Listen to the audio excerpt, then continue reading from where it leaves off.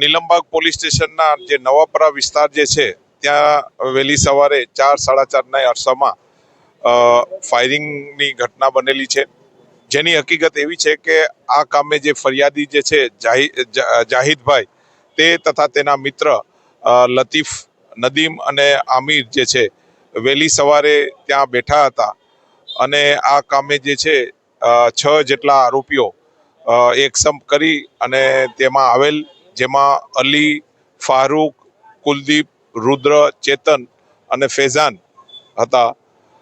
તે આ લોકોને ધમકાવ્યા કે શા માટે તમે અહીંયા બેસો છો તેમ કરી અને ફાયરિંગ કરી અને આ તમારી સગી નહીં થાય, તમારે અહીંયા બેસવું નહીં, એ રીતની વાત કરી અને ફાયરિંગ કરવામાં આવેલું છે.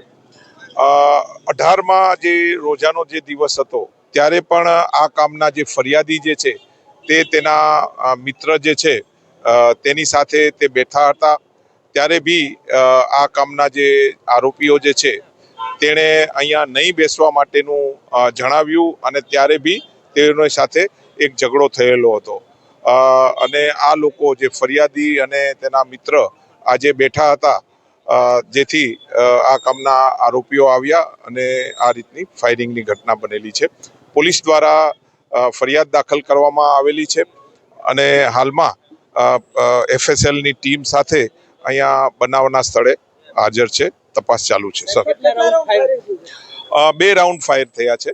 આ કામનો જે આરોપી જે છે અલી અને જે તેણે 2 રાઉન્ડ ફાયર કર્યા છે.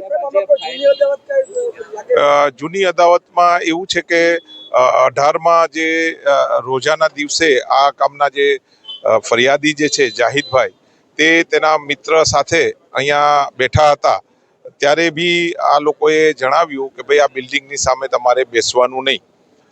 છતાં જે છે આ કામના ફરિયાદી અને તેના મિત્ર આજે વહેલી સવારે ગઈકાલે ઈદ પૂરી થયા પછી આજે વહેલી સવારે બેઠા હતા, તેનું મનદુખ રાખી એક સંપ કરી અને આજે આ ફાયરિંગની બનાવ બનેલ છે.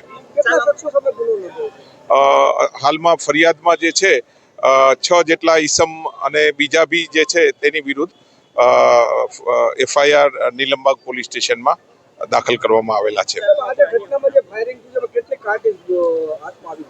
એની અંદર અત્યારે જે પોલીસને જે છે એક કારતીસ જે છે બનાવના સ્થળે જ પડેલી છે અને તેના પંચનામાની વિગતે તેને કબજે કરવામાં આવનાર છે.